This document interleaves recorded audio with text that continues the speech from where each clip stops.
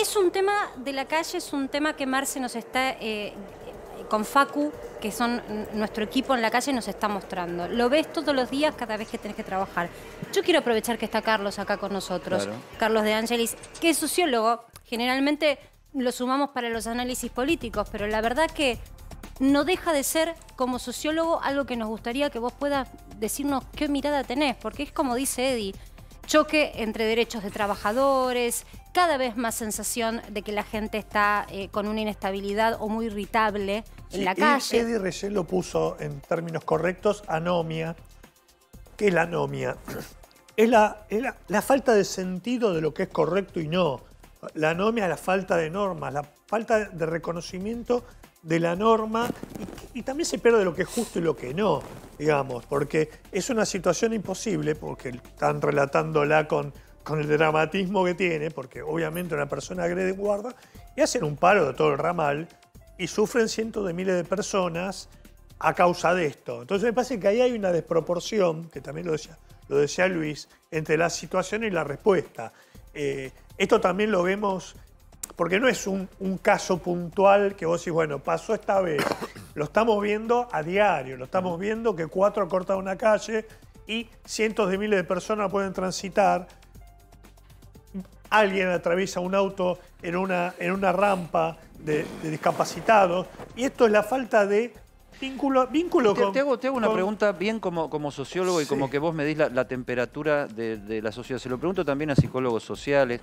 O sea, la secuencia de pandemia y crisis nos volvió locos a todos. Sí, claro, claro. La pandemia conectó a las personas con su salud mental, que era algo que... Hablar de salud mental era de especialistas, ¿no? De psicólogos, psiquiatras, pero... Yo te puedo decir que el tema de la pandemia, el encierro, el vínculo con la calle, el que va sin barbijo como enemigo, es una cuestión que no es muy sencilla de metabolizar, de entender, y de golpe también se ve una fiesta en Casa Rosada, lo cual eso llevó a un daño enorme, no solo en las instituciones, sino creer en los demás, ¿no? Creer que estamos... Dubet, un sociólogo francés, dice, ¿por qué estamos juntos? ¿Por qué vivimos juntos en una sociedad? A veces uno tiene la sensación que se termina esa necesidad de vivir juntos. De hecho, mucha gente abandonó la ciudad, se fue a vivir al campo, uno de los lejos de otra gente. Es decir, esta idea de no quiero hablar con nadie, digamos. Pero ¿cómo salimos de acá, Carlos? Porque, a ver, tenemos todos una misma mirada de lo que está sucediendo y si no nos pasa, le pasa a alguien que está muy cerca, que estamos saturados. ¿Cómo salimos de eso? Vos sos analista político también, te pregunto, Sí. ¿desde la política hay algo que se puede hacer? Sí, no hay una respuesta sencilla porque me parece que la política está en otro lugar, no está preocupado por lo que pasa también, ¿no? En el día a día. Está intentando resolver otras cuestiones, está bastante desconectado. Cuando uno ve estas situaciones en general, uno no ve autoridades políticas que respondan de la cara, se presente ahí y diga, bueno, ¿qué pasa? Vamos a solucionarlo. ¿Me puede decir que una buena solución? De alguna forma.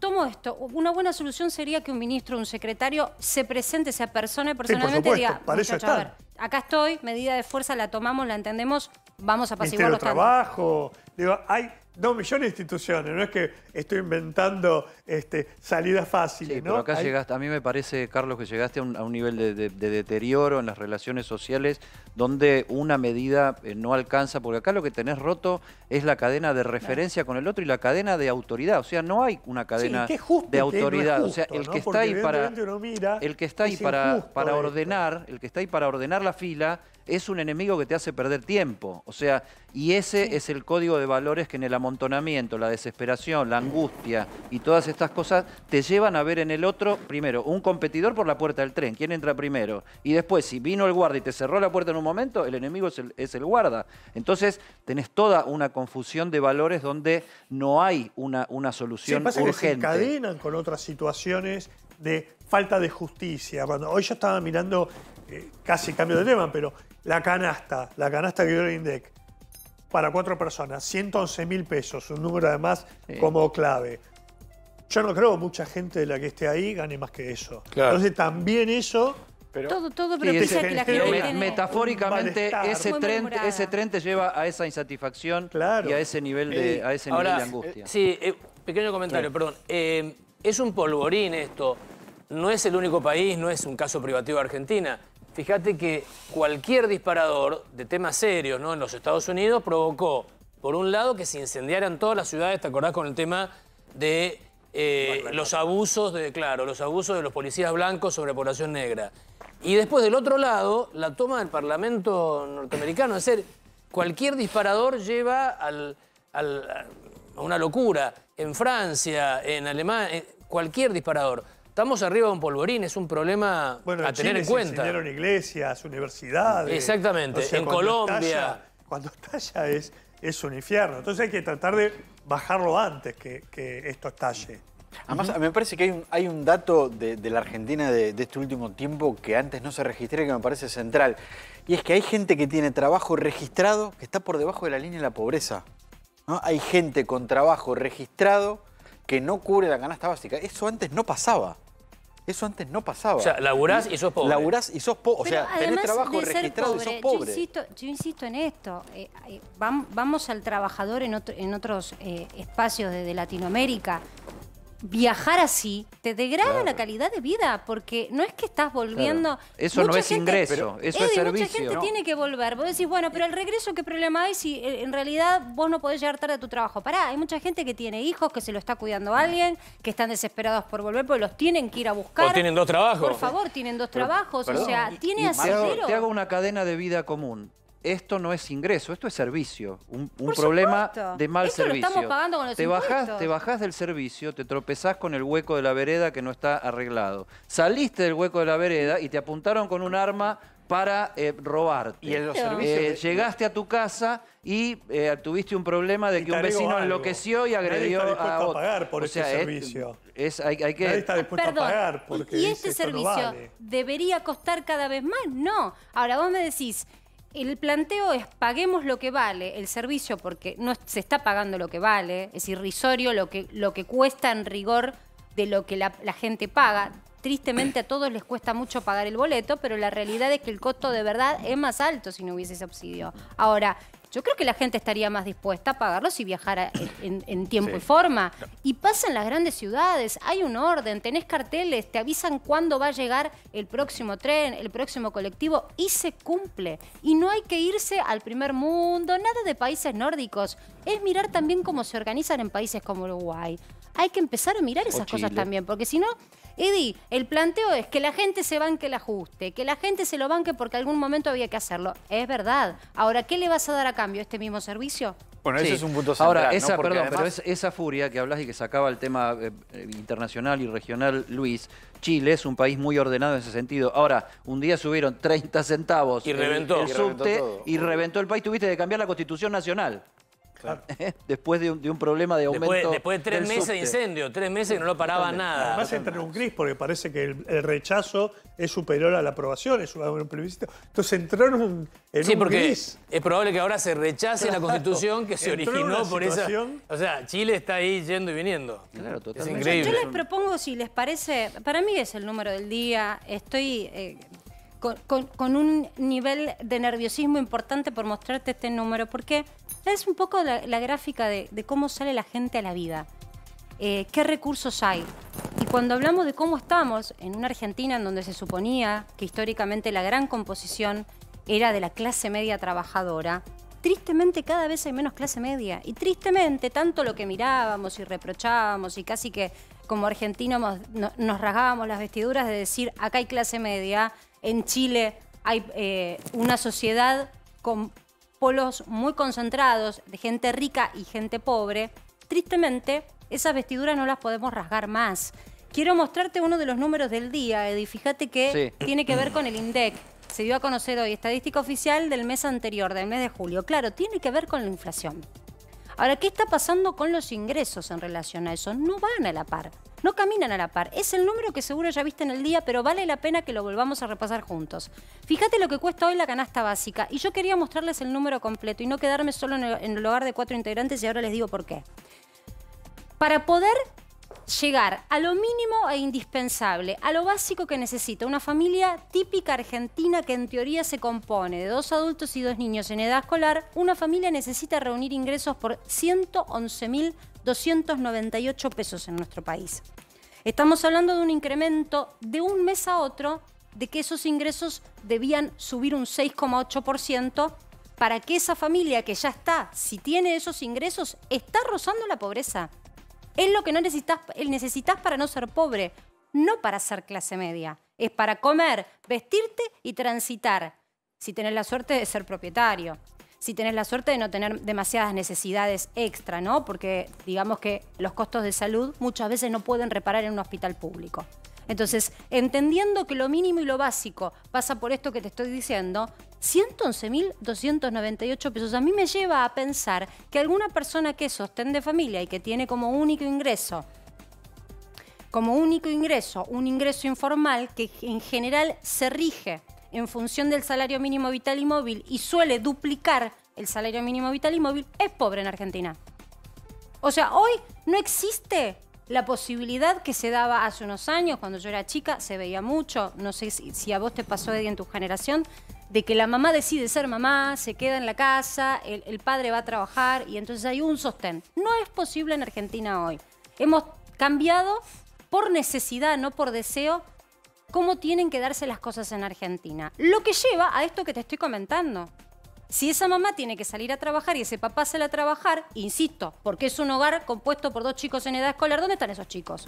Si están en una escuela pública tienen un turno, no tienen 2 turnos. ¿Quién los cuida? Entonces todo tiene que ver con una cadena. Es imposible salir a trabajar, no ser pobre y que alguien no te los cuide. Necesitas que alguien te los cuide y eso también es pagar extra. Claro, es eso que decíamos recién. Alrededor del ingreso hay condiciones de vida, aparte de lo que podés pagar. Es cómo vivís. Absolutamente. Y yo me quiero centrar en el salario mínimo vital y móvil porque hay un número que da a conocer el INDEC, que no está acá, que es cómo sería si en realidad, acaso, supongamos, yo no tengo hijos y entonces es mi manutención individual. Para una sola persona adulta, ¿cuánto necesito para no ser pobre? Tengo que reunir por mes para poder comer y en teoría, comillas, vestirme y en teoría, comillas, poder transportarme por la vida, 36.019 pesos. Ahora, a partir del 1 de agosto, aumenta el mínimo vital y móvil. Estás rozando la pobreza. Con 48.000 pesos de salario mínimo vital y móvil, que hay muchos argentinos que perciben ese ingreso, porque hay muchos argentinos que están orillando la informalidad. Alquilás. O sea, la mayoría de esa gente alquila, no es propietaria. Sos pobre, alquila, estás condenado a la pobreza. Paga expensas, paga otro tipo de servicios. Absolutamente, Eddie. Entonces, insisto en esto. Los números se pueden leer de una manera u otra. Son números que nos están mostrando cuán degradada está la matriz de clase media en Argentina. Y estamos mostrando el número de pobreza. Me voy al tema de indigencia. Cuestionable también, porque muchos nos llegan mensajes diciendo, con esa plata no se come. Y es verdad. Si vos querés darle a tus hijos y querés tener una vida relativamente saludable, pisás una verdulería o una carnicería y realmente, o un supermercado, no alcanza este número que te voy a decir. Pero para el INDEC, que necesita mirar lo básico, los nutrientes mínimos e indispensables para que no entres en una situación endeble desde el punto de vista salud, esa familia, la misma familia tipo, necesitó para poder comer 49.466 pesos, casi 50.000 pesos por mes. Entonces, cuando se habla de los bonos o cuando escuchamos a los jubilados, e insisto, voy a volver a decir la individual, vamos a los jubilados, al caso de los 7.000 pesos, que tanto esfuerzo fiscal, insisto, es un esfuerzo fiscal, sí. Ahora, mira, la canasta básica alimentaria, un adulto, y no mayor, porque si me pongo a pensar y a hilar finito del punto de vista del adulto mayor, necesita cubrir con más nutrientes, con otro tipo de alimentación que no es la prevista por el INDEC en esta canasta. Para poder comer, un adulto necesita hoy 16.000 pesos según el INDEC. 16.000 pesos todos los meses para comer lo mínimo indispensable. Hay mucha gente que no lo puede cubrir eso. Y un bono de 7.000 pesos, cuando contrasta con esto que te estoy contando, ahí es donde te das cuenta cuán escaso es. Son números de julio. ¿Cuál es la parte negativa de lo que te estoy contando? Que el efecto de inflación permanece. Que los primeros días de agosto, la primera quincena, ya las consultoras privadas, que están muy en línea con los datos del INDEC, dan a conocer ya que la inflación acumula un 3%. Es decir, que este número va a seguir escalando. Es decir, que van a tener que negociar un salario mínimo vital y móvil mucho más alto que el que se venía proyectando. Y es decir, que va a haber una negociación paritaria que no sé cómo van a poder subsanar si los números de inflación siguen en esta inercia que va seguramente caminando a un 90% de inflación, cuando vos tenés paritarias cerradas en un 60% en promedio. Los números tristes, pero números del INDEC que se dieron a conocer hoy. La canasta básica, para poder comer, insisto, necesitas hoy una familia tipo 111.298 pesos. Start spreading the news. I'm leaving today. I want to be a part of it. Y ahí está, ese es el tío Sam, ¿viste? Pero tiene la galerita con bandera argentina que señala, así como ese viejo emblema de los años 50 de la posguerra americana, indicando que venía una nueva era en el mundo occidental. ¿Y por qué esta imagen asociada con la Argentina? Porque del otro lado del panorama que te presentaba Marcela recién y que veíamos en la estación de Constitución, hay un gobierno, autoridades que están tratando de a ver cómo hacen para equilibrar las cuentas, que ingresen dólares, que cambie el estado de ánimo en los mercados, que todo se ponga un poquito más respirable para poder avanzar. Le hemos llamado acá a esta etapa del gobierno, tercera etapa del gobierno del presidente Alberto Fernández, la vicepresidenta Cristina Fernández de Kirchner y la otra pata del Frente de Todos, que es Sergio Massa. Le hemos llamado el tiempo Massa o el formato Massa, que está en pleno armado, en plena construcción. Y viene un capítulo exterior, o sea, viene el capítulo donde Sergio Massa va a salir al mundo a tratar de, como dice esta etapa, viste que la marcha peronista dice combatiendo al capital, acá esto es más bien seduciendo al capital para que tome en cuenta a la República Argentina y puedan ingresar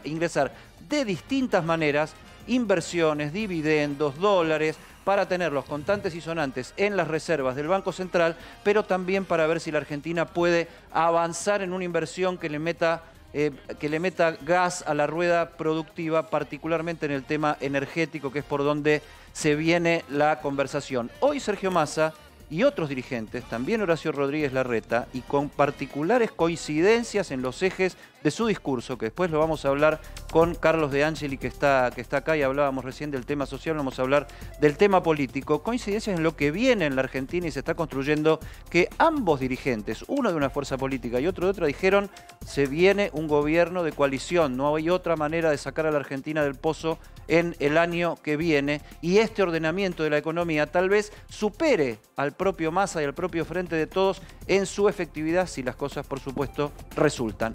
Hoy empezó este periplo exterior de Sergio Massa en el Consejo de las Américas, que es la reunión del poder económico de los Estados Unidos representado en la Argentina, que convoca a todos los factores de poder locales para que escuchen y se expresen, gobernadores, empresarios, medios de comunicación, políticos. Estuvo Sergio Massa y habló.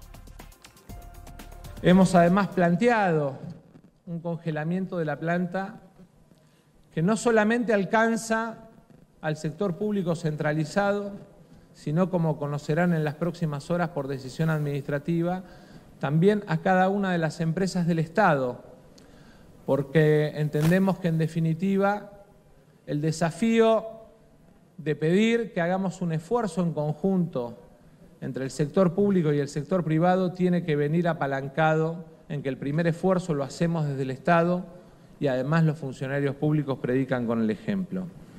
Obviamente eso viene acompañado de algunas limitaciones que tienen que ver con gastos superfluos, con viajes, con cuestiones que muchas veces el Estado pierde de control y que a lo mejor no tienen un valor económico gravitante, pero sí tienen un valor simbólico importante para mostrarle a la sociedad que el esfuerzo de austeridad y orden lo hacemos entre todos. Vos fijate lo que dice esta parte del discurso de Sergio Massa, que este es un discurso que te diría tiene consenso dentro del gobierno, pero también tiene consenso con buena parte de la oposición. Sin equilibrio macroeconómico no hay paz social posible.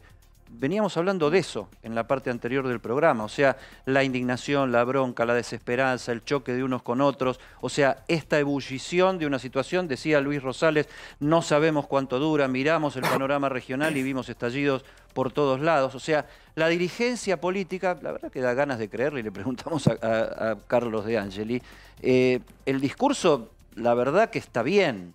El tema es si la dirigencia política argentina nos va a dar la tranquilidad de sentarse a conversar para estabilizar la salida del país. Como dijo Jorge Argüello, presidente Massa, es un discurso que va a contramano de casi 3 años de la nueva teoría monetaria, que emitir no trae inflación. Está diciendo, nosotros tenemos que predicar con el ejemplo, tenemos que ir por otro lado que como hasta ahora. Y está hablándole, obviamente, a los sectores empresarios, a los que están retallando la inversión hasta Emilio productiva. Pérsico, líder del movimiento Evita y también funcionario del gobierno, porque es uno de los que están de los dos lados del mostrador, dijo, bueno, llegó el momento de hablarles a los mercados. Esperemos un poquito para que el gobierno pueda restablecer lazos por ese lado. Te lo está diciendo desde allá, desde el fondo de la matanza. La situación es compleja en todos lados. Las reservas del Banco Central son mínimas para ser optimista y lo sabe Massa. Necesita esos famosos 5.000 millones de dólares, que no es claro todavía cómo se accede, si se van a abrir los hilos bolsa y van a comercializar eso.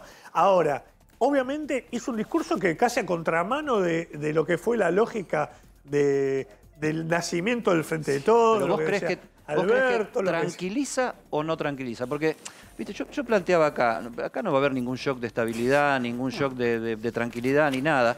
Lo que deberíamos ponernos de acuerdo, a ver, es en la predisposición de tener ganas de ponernos de acuerdo.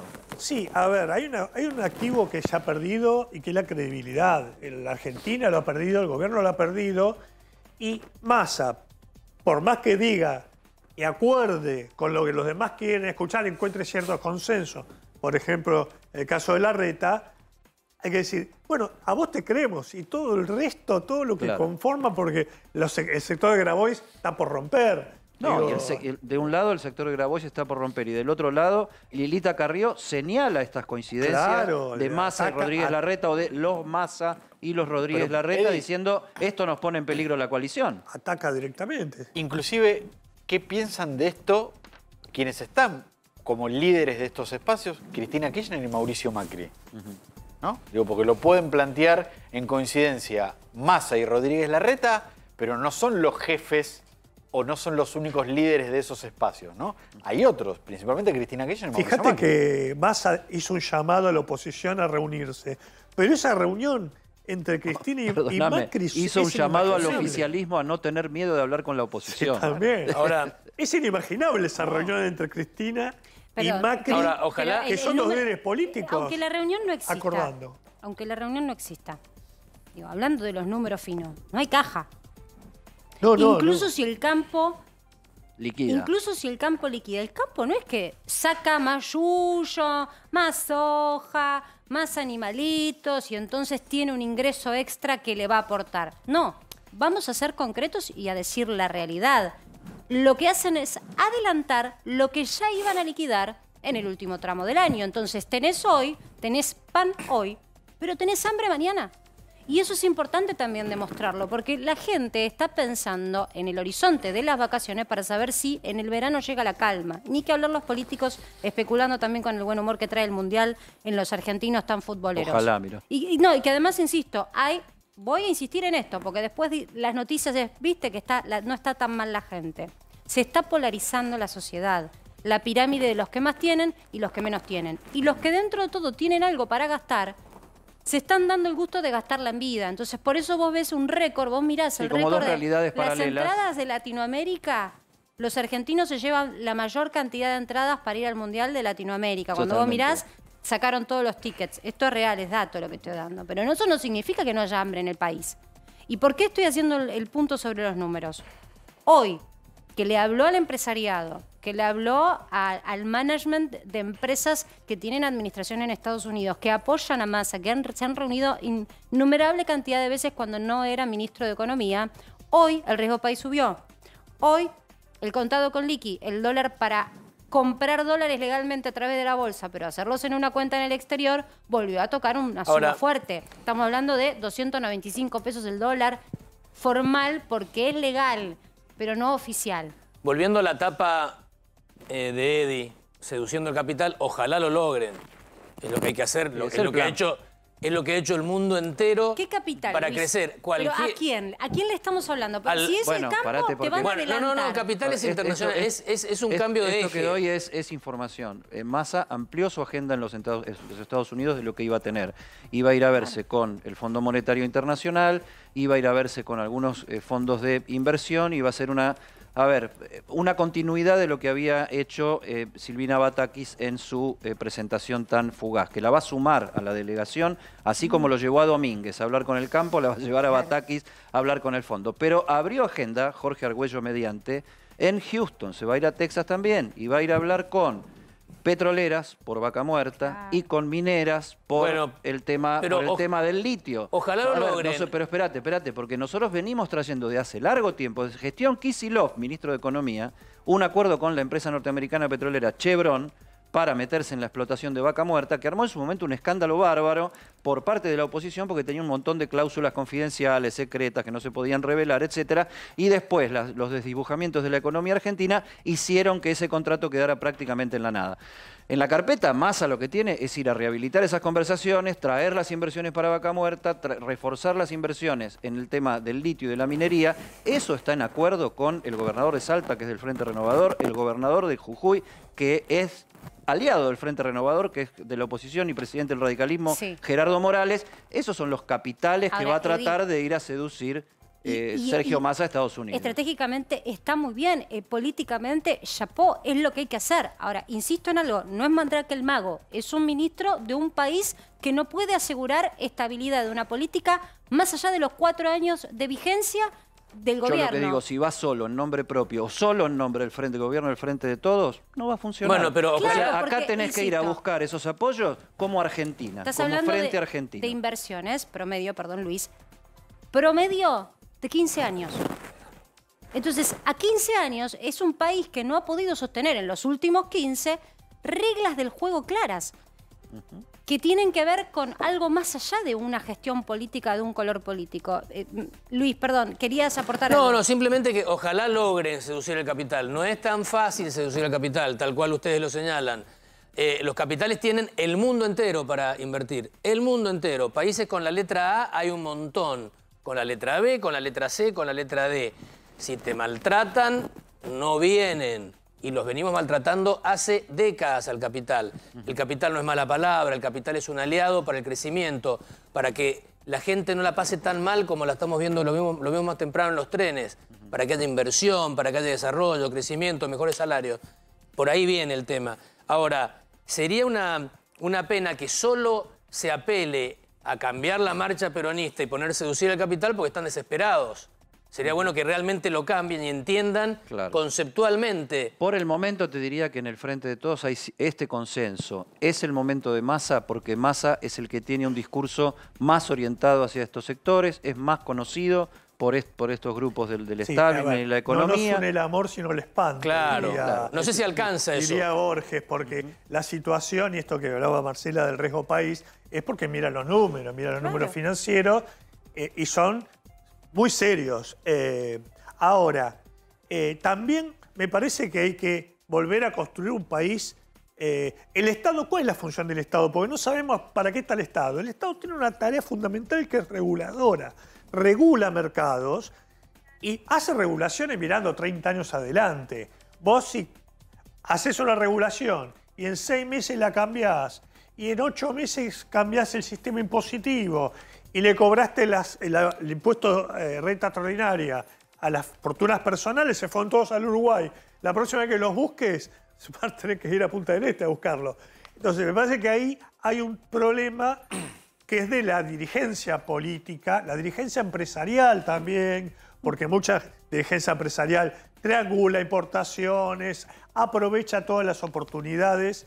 Esta diferencia de dólar hizo que muchísima gente hiciera, no sé si muchísima, pero hicieron grandes negocios. Totalmente. Por eso insisto, no es que no es real que hay sectores ganando y que además la están gastando. El problema es la franja del medio, que cada vez es más chiquita. Y estoy hablando de la clase media trabajadora, que las medidas que se toman no llegan a cubrir con esas, poner nuevas cuotas para la paritaria o negociar bonos, no llega a cubrir cómo corroe al bolsillo la inflación. Y los saltos devaluatorios, aunque no sean del tipo de cambio oficial, que dicho sea de paso, lo están devaluando, también traen más empobrecimiento. Y en ese marco hay que anunciar quita de subsidios. En un ratito nada más vamos a estar hablando de una medida que si vivís en un edificio, presta atención porque te va a llegar a tu bolsillo. Es una medida vinculada a la quita de subsidios en la energía eléctrica en las edificaciones. Es decir, si vivís en un edificio, ojo con las expensas. En un rato te cuento por qué.